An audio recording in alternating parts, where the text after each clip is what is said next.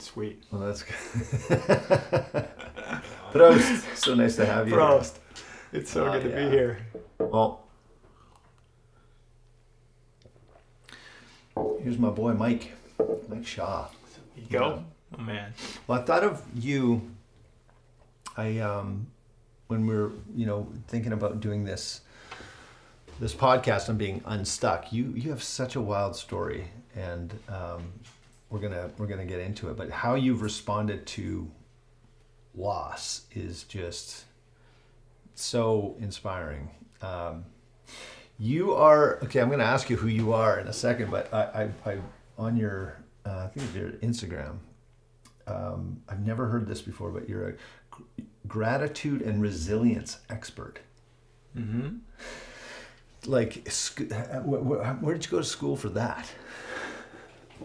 The school of life, primarily. I mean, my lived experience has brought me to where I'm at, but I just finished a really intense academic program, getting my master's in counseling psychology. So I truly mean it when I'm put myself out there like that. I could say any number of things, right? Mental health expert, but my jam is gratitude and resilience. I love it. Okay, I want to dig into that a little bit. But first, it's like we kind of need to hear. We need to hear your story.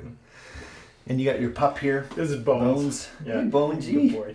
Meow, meow. Yeah. He loves chasing cats and squirrels. Favorite things. Okay, I better not do that. He's looking at me like he's just gonna pronounce. He's my guy.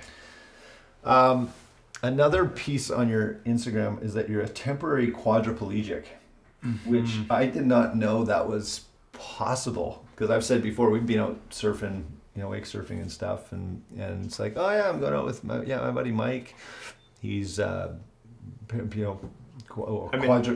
technically an incomplete quadriplegic. I had a C4-5 dislocation and break in my C6 just over 11 years ago. 11 years ago yesterday, actually. Oh, yeah. Congratulations. Is that what you say? Yeah, I think so. I call it my neck break anniversary. Oh, yeah. Or it's often referred to as like your indie day, which is I'm not dead yet day.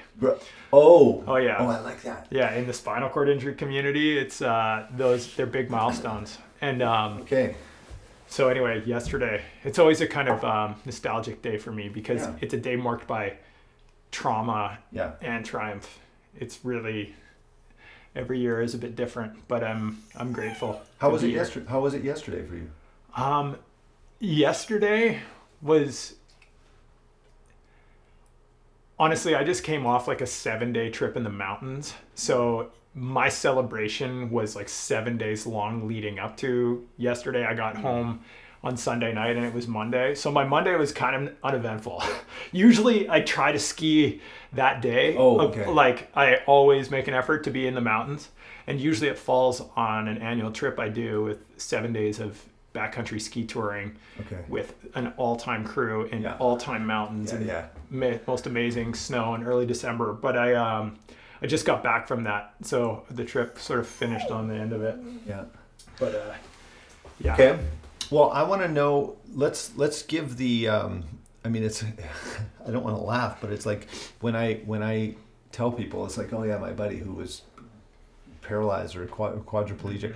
It's like there's this really funny comedy Key and Peele skit where the guy is trying to get a weed prescription. Yeah. And so he pretends to be paralyzed just to get this weed prescription. Anyway, I thought of you because you can technically say that you're incomplete quadriplegic. So I still don't have full dexterity or function of my hands or full strength. Look at this guy. Yeah. You want to come over here, buddy? You're okay to be part of the action? Oh, yeah. Come on. Good. That's a good boy. Bones, get off the table. Okay. Come here. Yeah. Get down. You know, Come here. here we are. You want some chips? Or? There you go. Knees, lay down. Good boy. Lie down. You'd be good for me. Lie down. Hey. While he's working But- with his dog, I want to brag about you a little bit because you were also. So I want you to talk about the trauma and what happened, but the fact that you're still rolling around, wake surfing, skiing, backcountry, like you're super fit, and it's wicked to see you doing what you do now. As you used to be a pro skier, you're now an author, a public speaker, master's in counseling. You're this Red Bull healing agent. It's been a pretty wild ride. Like, okay, so take us back real quick and just, can you give us a quick little, like, where you were and what happened 11 years and 1 day ago? Yeah, so I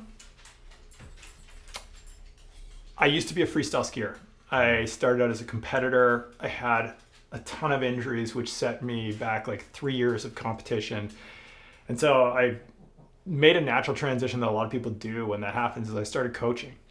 And I worked my way up to coach the British Columbia provincial team and then the National Development Halfpipe ski team, which was kind of the peak of my athletic and coaching career. Yeah. So in 2013, I was coaching the Canadian Dev Halfpipe team, like sort of the feeder group to our Olympic team. Okay. My job was literally to put athletes on the Olympic team and ultimately the Olympic podium. And during a routine trick demonstration on a routine day trip with my team down to Colorado, we were at Copper Mountain for a World Cup halfpipe event. The afternoon was free, so we headed over to Keystone, and while demonstrating a routine trick I'd done 1,000 times. Yeah. It was a 720. I landed in some soft snow. Like, even though I landed on my feet facing downhill, like I planned. I basically stopped dead in my tracks. Pitched onto my head and neck and chest and everything. My feet came up over top of my body like a scorpion's tail, and then bang! I felt this brief but sharp pain in my neck, and then nothing. Like, I slid to a stop face down in the snow, and I couldn't move. I couldn't roll over or feel anything. Oh, dang. And I knew immediately how bad it was. Like, I knew brief but sharp pain in my neck, then nothing. It's like my worst fear in the sport came true. Man. And I had a mentor and an icon in my life who I idolized that had broken his back 10 years prior. He was my freestyle ski coach. A guy named Josh Duick, who set the stage for me in so many incredible ways. Like, he was one of the first people, he was the first person ever to backflip a sit ski, got like National Geographic's Adventure of the Year, was on the Ellen DeGeneres show. Like, I'd been following his journey along for that 10 years. Incredible human being, and still a big part of my life. But because I had that relationship, I knew immediately how bad it was. And I didn't just break my back, I broke my neck. So I was paralyzed from the neck down. And I got, long story short, evac'd by helicopter to Denver, where I had 2 titanium rods and 10 screws surgically installed in my neck. Yum. They're still in there. Might say I've got a bit of a stiff neck now. That's a bad joke, hey? I make that joke. Yeah, where would that come in handy? Arm wrestling or? I don't ever wake up with a kink in my neck. Okay. What if you'd be a good synchronized swimmer or something? I don't know. Headbutting. I need to get like one of those Pez dispenser candy machines made of me, because that's ultimately what I did that day.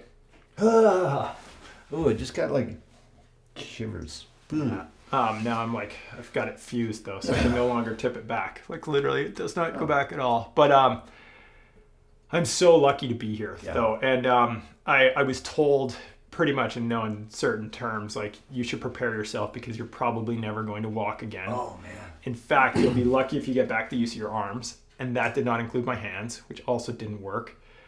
Like, I was paralyzed, and I thought, like, it looked like I was going to be a complete quadriplegic, but my prognosis was incomplete, so there was a chance that I might heal, even though that was very bleak.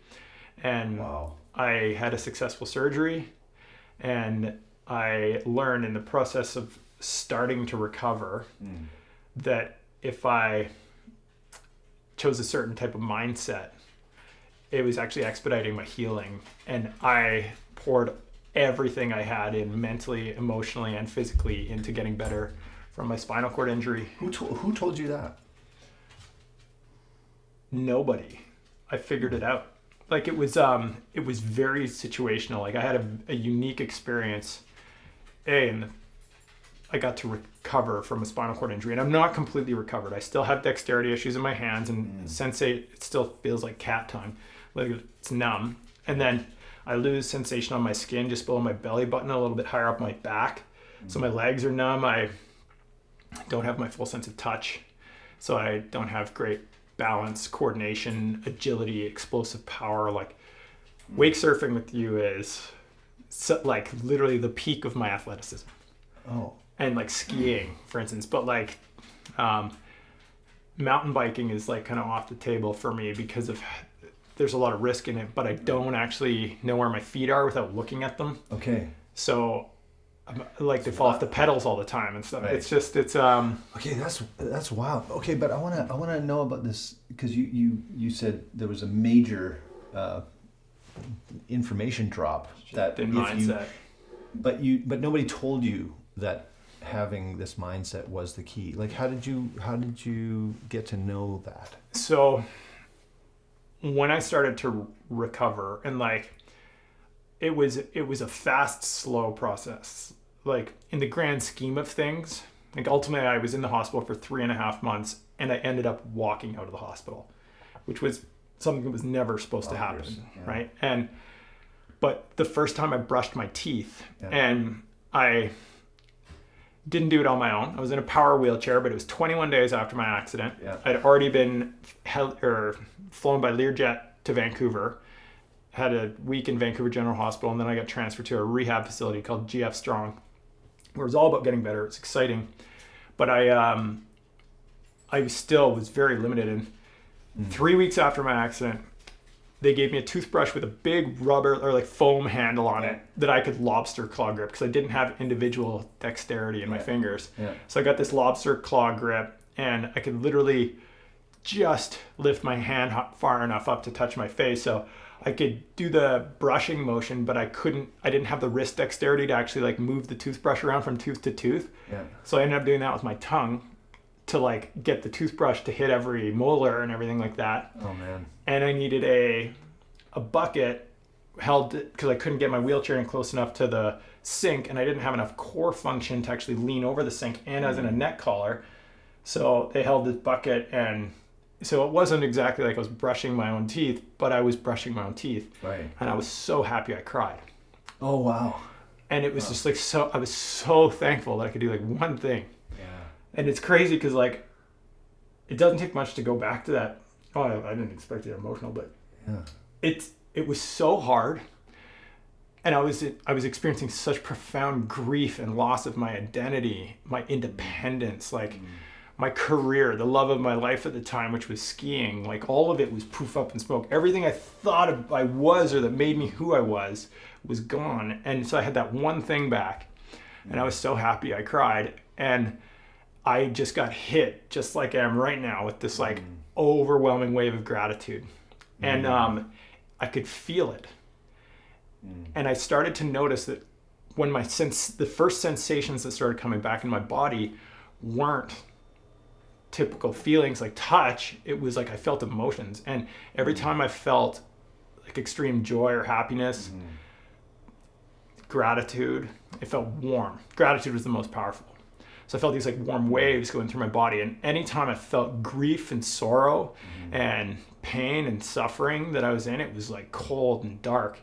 And I actually wrote about it. I voice annotated to Siri this note on my phone about the dark pit. And realizing that if I could get through this, I could get through anything.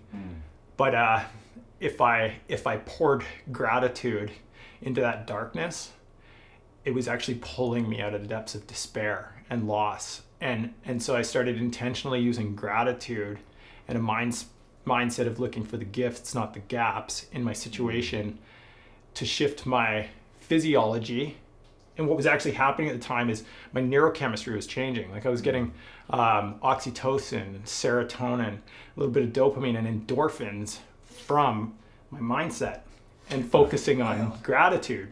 And so I was actually priming my body for healing, like putting it in an optimal state of activating the parasympathetic nervous system, homeostasis, so that I could actually be receptive of like, you know, whatever like if you have a lot of cortisol in your body, or you've got a lot of norepinephrine, epinephrine, the like stress hormones or stress responses, glucocorticoids in your brain, the whole HPX, is fired up. You're not in a great, you're actually diverting resources away from like autoimmune system, your GI function, sexual function, like your autonomic system. So I stumbled across this like secret weapon for healing. And it was all contained in here. And I love this. And first of all, like you started to get emotional there, like even today, right?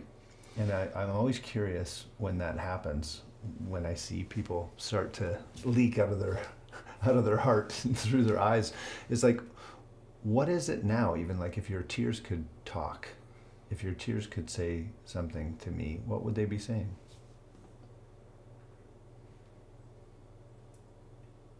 If your loss mattered and the loss was significant, you will take it with you forever. And so you take your grief with you forever. But if what you lost mattered and you want to take that love with you, like I did for my previous self, like skiing and everything like that, my identity, I still like to take that with me. I don't want to lose that chapter of my life. It's not like getting over a bad breakup where you want to be over the love.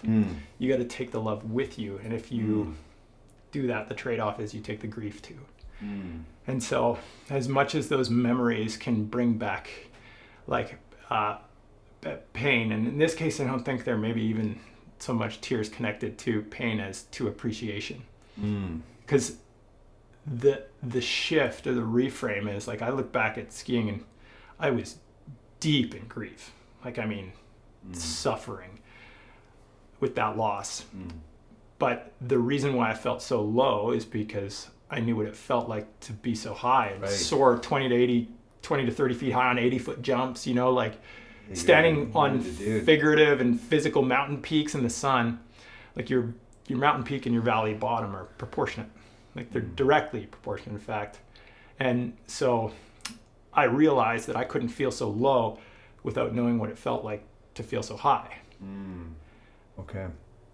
Pain is directly proportionate to the joy and love we felt after loss.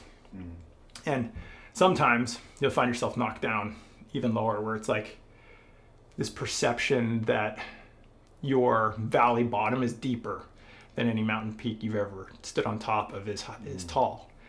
And when that happens, I was actually working with a group of war vets. We had this conversation and someone asked me this exact question. They said, what happens when your valley bottom is lower than any mountain peak you've ever stood on top of? And it struck me for, like, I remember being taken aback for a moment or two and thinking about it and then just being like, well, I guess your new mountain peak just grew because there's balance. It's proportionate. And your depth now is going to give you a profound appreciation for your new height. And you're and it's all through a frame of gratitude. And I stumbled across the power of it as a tool that I could learn to intentionally use to not only like take me out of the depths of despair, but really to physically help me heal from an injury that was said to never recover. That's so wild. Okay, I got a couple thoughts here.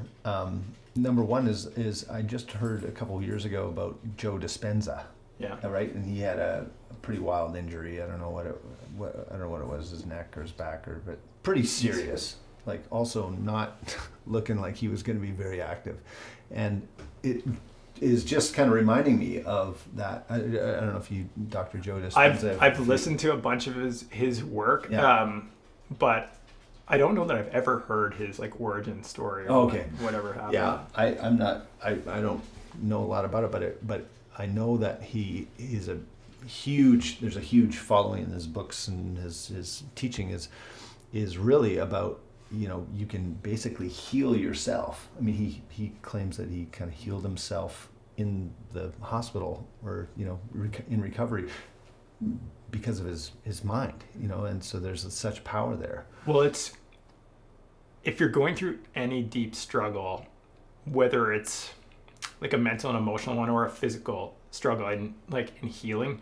you have to be open to healing. And before we started in on this, we were talking about the power of hope, right? And how it plays a role in our lives, and especially when times get dark. But with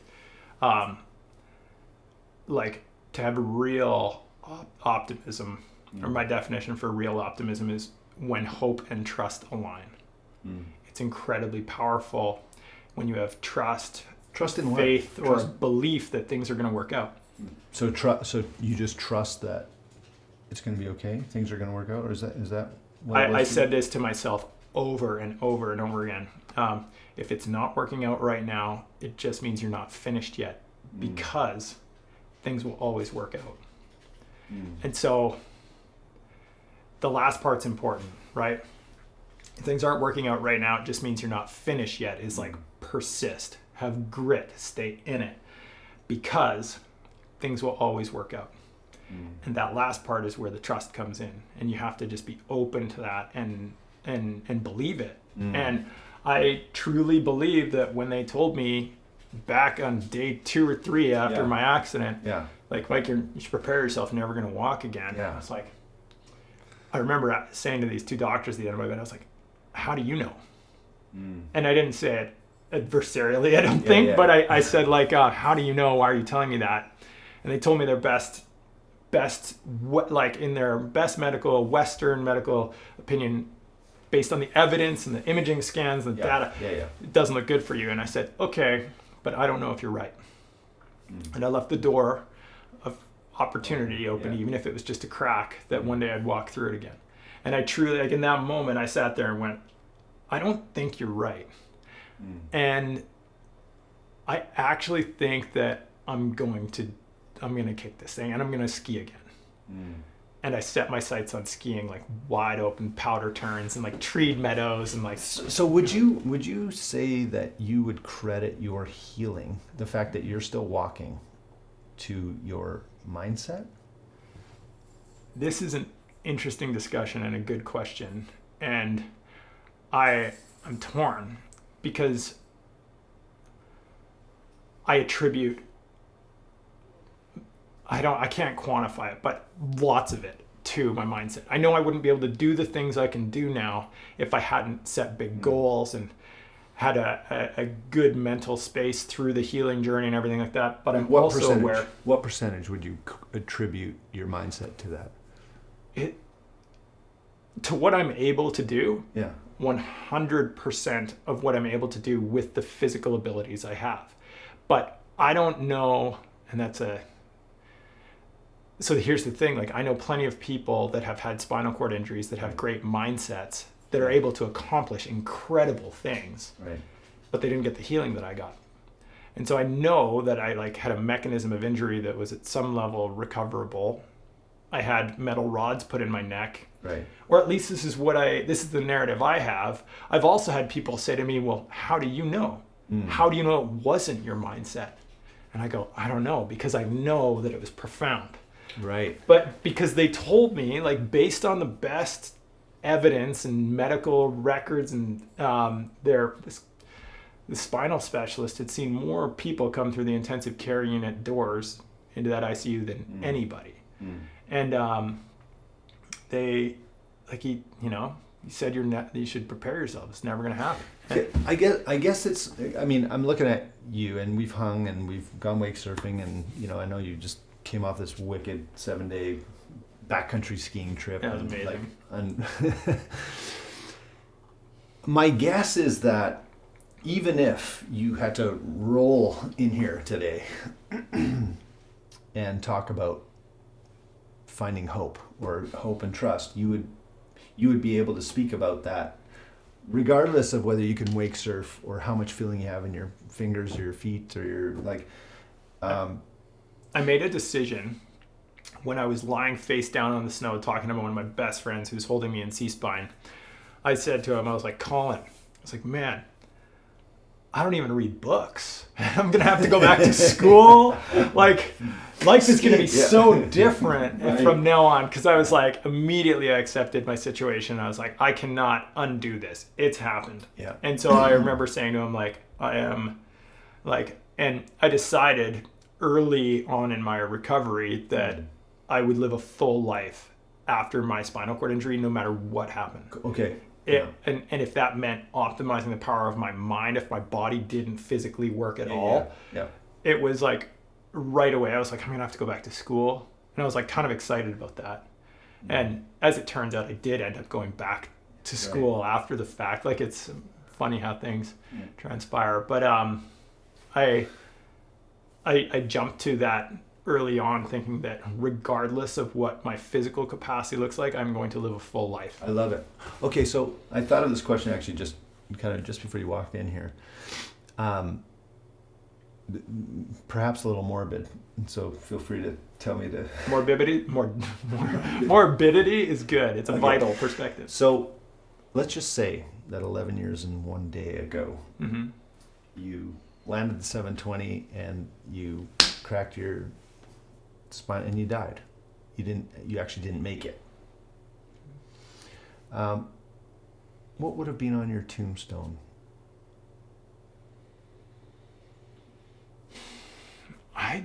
You know what? It probably would have been like 1987 to 2013 with a little line in the middle of it and nothing else. Nothing else. Because that's what's on most people's tombstones.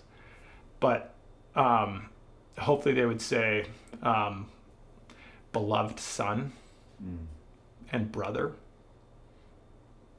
But I doubt they would have put like skier or adventurer or adrenaline junkie or any of those things that we think, oh my God, this is such a good question. For one, near-death experiences, which are defined as near to death, they show up in all different forms. It can be the death of a dream. It can be the death of a family member or a loved one.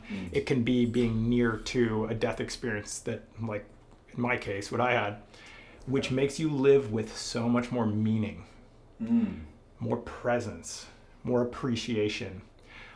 Considering your own death is not a morbid perspective. It's a vital perspective. And I think more people should do it, because if you go like, how many more years do you think you have on this planet? Oh, yeah. I mean, hopefully like, how long do you want to live? Hopefully not too many more. I don't want to be old and not be able to move and be an idiot. My favorite from Brad Peterson, who I know you know, but he's like, I want to die young as late as possible. Oh, yeah, what a great line. But it's just always full of... But if you go like, okay, so I'm 37 right now, and I'm hoping to live to 100, but it means I'm already, almost 40% done. And if, say it could, but that's my hope. That would be like, that's a great target. If I go to 110, that's awesome. But if I'm far shorter than that, like I could be, if I make it to 80, that means I'm like nearly 50% of the way done. And you never know when your day is going to come. Yeah. And if you were to live with like a little bit more appreciation of death, it would make you live more meaningfully now. This is okay. This is fun. There's actually, my buddy told me about this. There's an app called, I forget what it's called, like the death app or something, and it just reminds you. It's a death counter, and then based on your age and your vitals, your statistics, it tells you how many days you have left, and it just pops up as a reminder. And then anyway, it's supposed to be... That is incredible. It's supposed to be, and actually there's a boron, there's a country, is it boron? It's some country that came up with this philosophy that if you contemplate death 5 times a day, it's actually, to your point, it's actually really healthy for you to be. So that's another app. There's 2 death apps. I downloaded this other one that just like 5 times a day, it just reminds you. It's like, I've got to get it. You're gonna die, boy. Yeah, live fully now. Okay, so on that this thought I had was, okay, so 11 years ago, Mm-hmm. let's say you died, your tombstone would be, beloved son, brother. And for the past 11 years, you've spent a lot of time physically recovering, but also sharing your story, Mm-hmm. giving hope to other people, talking about mindset, talking about all this stuff. What would be, if you were to die today, what would be on your tombstone today? Or like, would that be different than 11 years ago? Honestly, I don't know that it would be that much different, except for beloved husband and father to be. I got one on the way, which I'm really excited about. Yeah, definitely. But I would hope. Actually, it would be really cool if I left a legacy behind that made people appreciate life more, find more hope, especially in darkness. I am a healer. Like, I'm going into the healing profession. I just finished my master's in counseling psychology. So I could go in on all types of like existential theory and the death anxiety, all that stuff. I'm like, I love that. But I didn't know. So, okay, 2 years after my accident. Well, first I'll back it up. A year to the day. So 10 years ago, on my neck break anniversary, I went skiing for the first time. I took another whole year before I went skiing again on the second neck break anniversary. And then later that spring, I got up enough courage and strength to go skiing out of a helicopter. And my friends and I filmed it, and we made a documentary for Red Bull TV, which we called Mike Shaw, The Flip Side Story, or The Flip Side Story, or The Flip Side Mike Shaw Story, or something. Yeah. And we submitted it to Red Bull TV in Austria, and they liked the film, but they sent it back with all the artwork done and everything complete as Mike Shaw, the healing agent. And they named the documentary without contacting us or running it past us, the healing agent. And I was like, it's so apropos because they foreshadowed what was going to happen for me. Like, it was actually, they gave me this label or this identity, which I didn't even know I was growing into. And I ended up, I've helped a lot of people through grief. Made a TED talk or TEDx talk called Grief Happens. Wrote a book called Never Part of the Plan, a story of courage, resilience, and gratitude. And like, have done all these things and just finished the master's so that I can start Gratis Health, which is going to be a integrative health space for mind and body healing. And gratis, Gratus, is the Latin origin for grateful. Grateful health. Love it. And it's like my ascension and growth and all the progress I've experienced on the backside of something so traumatic has been based on this like unique experience of learning to activate gratitude, choosing a mindset, and healing through the physical hurdles and obstacles. And there were so many. It was like I share with people, like, if you're moving towards something that's compelling and a valuable future, like for me, which was getting back on skis and then setting all these big goals, running a marathon, like whatever it is, Which like you just did. Yeah. A month or two ago. Yeah, 2 months.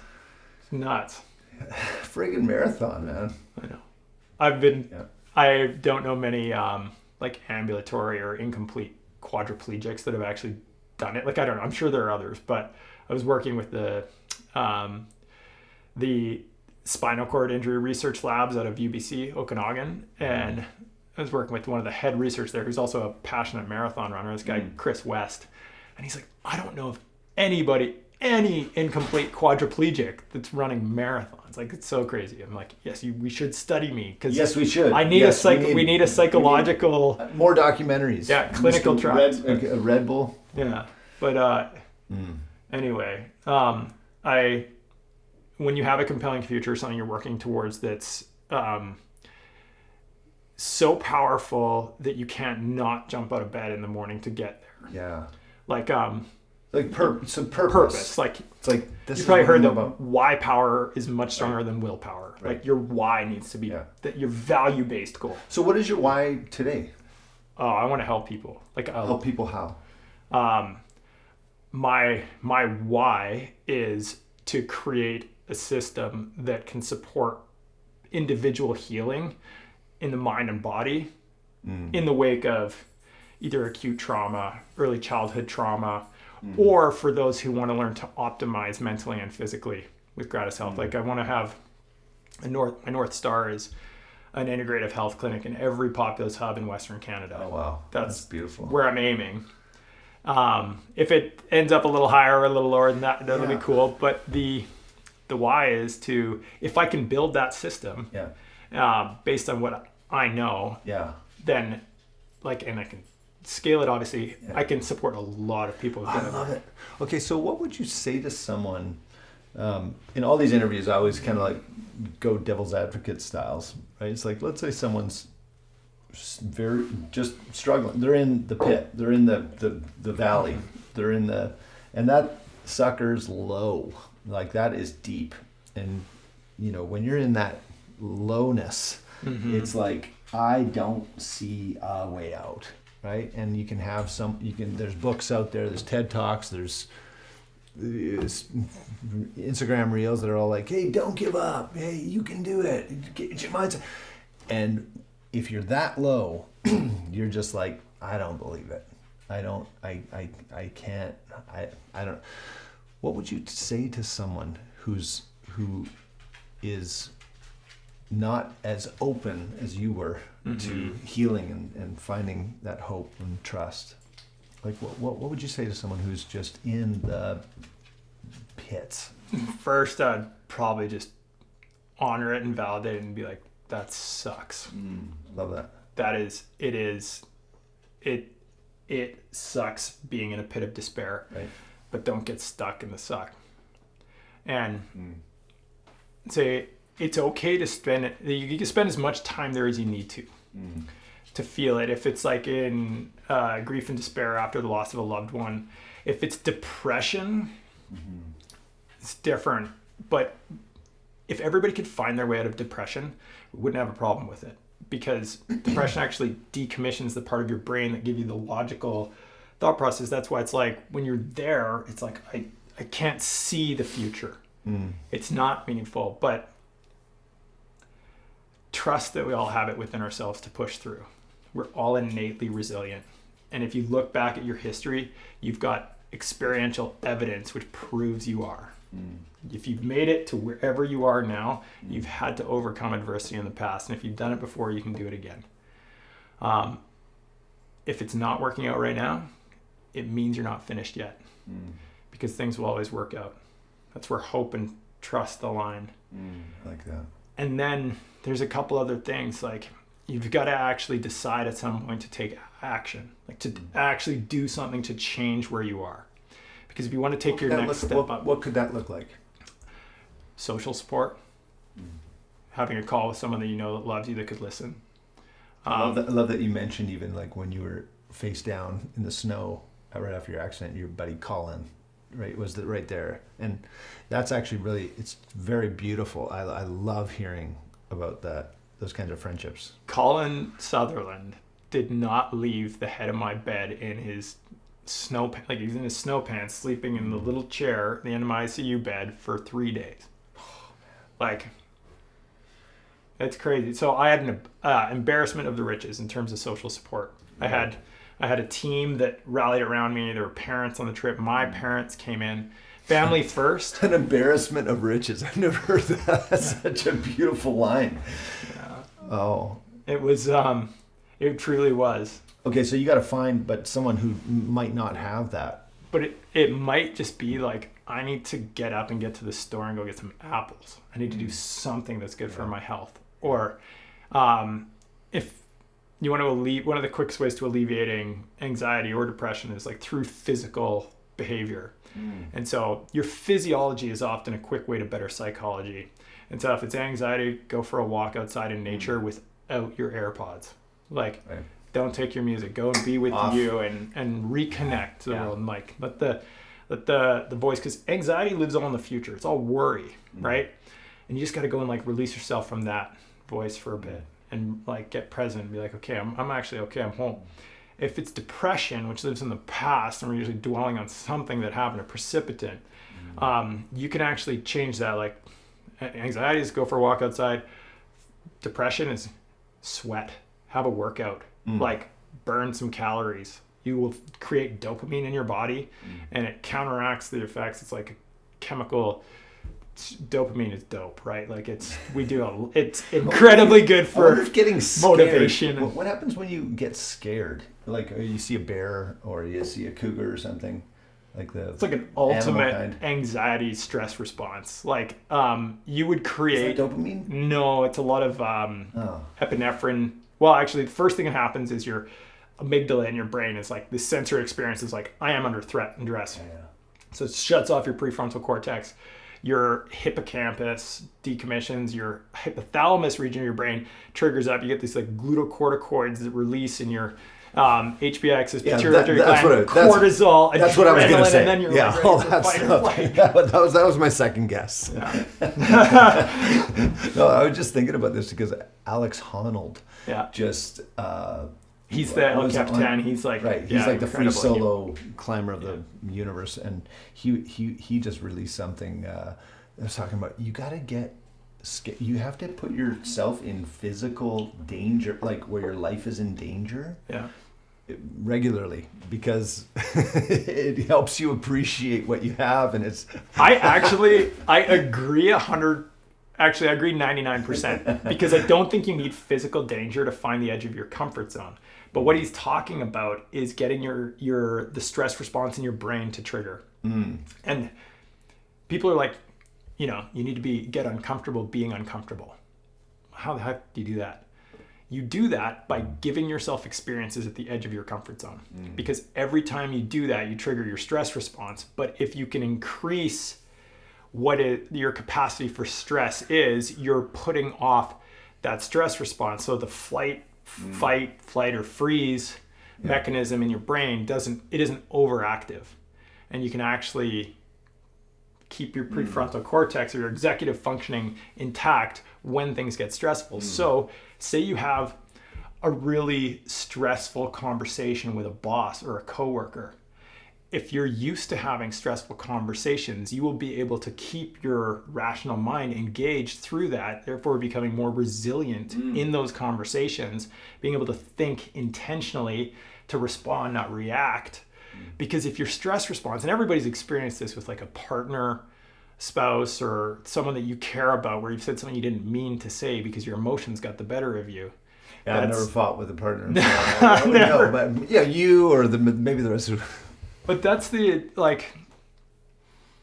that is how I believe you increase your resilience quotient. Cool. And I love this. And you're a resilience expert, a gratitude and resilience expert. I love that.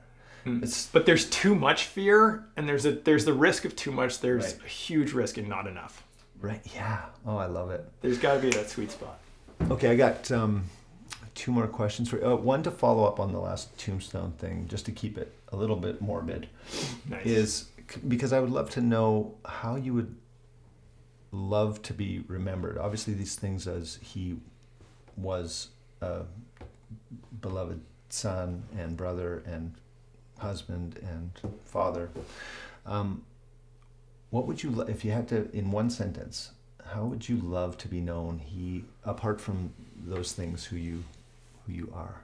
My knee-jerk response, the thought that comes to mind is someone who spread gratitude. Like literally as someone who spread the power of just having more gratitude in your life. And what impact did that have on those people by you spreading gratitude? More resilience, fulfillment, like literally appreciation of life. Life is not guaranteed. You want to get morbid? No one knows. We all know one thing for sure. We're on a one-way ticket. Yep. Until you go. Exactly. It's like we don't know when it's going to happen, but we get a bit complacent with it because today, modern medicine, the average life expectancy is 84 for men and 88 for women or something like that in Canada. It might have changed, but that's my last stat in here. And so I have this theory about why birthday parties were created in the first place, right? And if you go back, I've researched this because I was curious. Yeah. I looked up, I was like, why did people start celebrating birthdays? The jury's kind of out on this. There's not a lot of definitive information. It's like started with the church and celebrating the birthdays of saints, or religious deities, and then it got into like the general population, trickle down effect through monarchies and regular nobles and whatever. But I'm like, well, why would you celebrate a birthday in like the Middle Ages? If you think about life expectancy, the average life expectancy was like 30. If you made it to 26, so you were likely to live to 50. So the younger, like people were dying young, like crazy. So if you made it one more year around the sun, it was something to party about, right? And now people lose the plot completely. Like people get really stressed out about turning 30, 40, 50, 60. It's like that next milestone birthday is looked at as something negative instead of like we lose the plot that the goal is to grow old. The goal is to live a long and healthy life, right?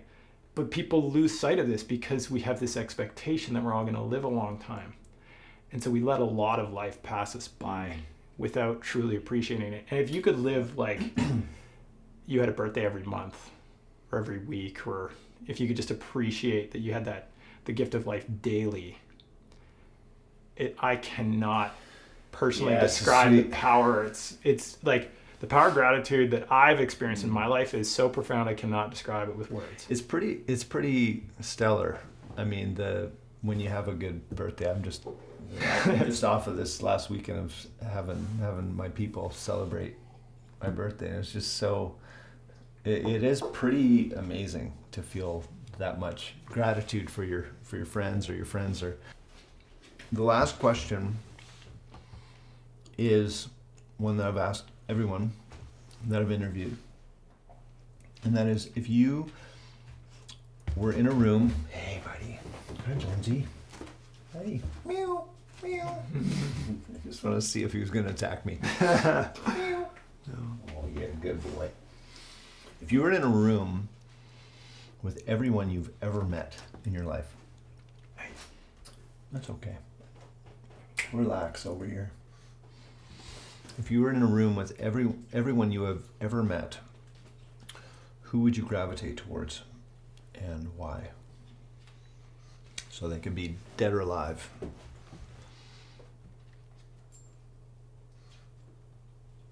I would be drawn to my family first, because hey, maybe this guy too. Bones, come here. Come on, down you get. The saying "family first" could not be more true. Wait there. The saying "family first" could not be more true, because the first group of people that are going to feel the consequences of something bad happened to you or your family. There's a ripple effect, like what happened in my injury, in my accident. Like the first group of people that were, not the ones immediately on scene, but the ones that were there for me near and dear throughout the real depths of it were family. So family first. So your family, you're talking about who? Your my immediate family at the time. Yeah. But extended family too. There is something I think in the blood and lineage, but then I would be drawn to the people that make me feel the most alive and the most charged up. Like who? I've got who in your life, if you think about who's the one person that has apart from your family, who's that person that's made you feel the most alive and charged up? I don't know that I can answer that question. Like my knee jerk is like my wife and my partner in crime, like we're building a future together that's really exciting, a family. But Jocelyn, she's amazing. But then it's like people that I connect with on a level like this, that being around them feels effortless and feels like it lifts me up, because how you have those people where it's like, this takes effort. Yeah, emotional vampires or... Yeah, and the people that build me up. And I've an embarrassment of the riches. I have so many people in my life who build me up, or that I feel that way around, that it would be hard to answer that question. But I'm working on like a I'm not trying to intentionally like cut people off, but I definitely like pour more effort into those people that make me feel full, you know. And yeah, I love that.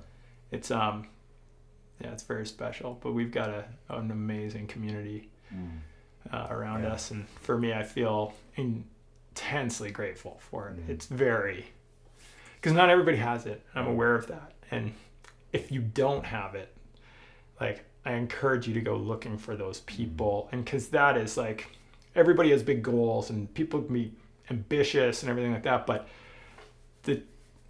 at the end of the day, you're not going to look back on your life and go, oh, I wish I had more meetings, or, you know, I wish I, you know, did more business lunches or things like that with networking, you know, new people, and meeting new people is incredible, whatever. But it's like, find those people that like you truly enjoy spending your time with and max that out, because we only have so much capacity, right? Like there's only so much time, and it's like, spend it with the people you love the most, doing the things you love to do the most, and make the most of it. You're doing it. Well, thank you for sharing your story. You mentioned, there's you have a TEDx talk about grief. You have a Red Bull doc called The Healing Agent. You got a book, speaking never tour. Part of the Plan. Yeah, I speak all over. A book. He speaks everywhere. Gratis Health is coming, and Gratis, 2025. Love I'm it. starting my online counseling practice to start before I jump into the integrative clinic space. So what website should people go to that we can right now, the only one that's live is MikeShawSki.com. Okay. That's all one word. I still, skiing's a big part of my shtick, but also sounds a little Mike Polish. Shaw Ski. Yeah, Shaw Ski is my one of my nicknames. Yeah. But .com, or Gratis Health, which is GRATUS health.com, which will be going live in like January, so not far away. Thank you for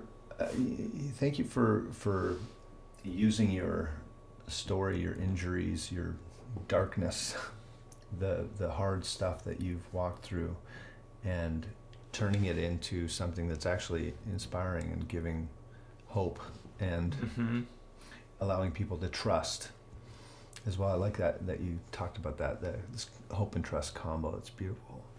So thank you so much for just being so open and so cool. Thank you. I received that.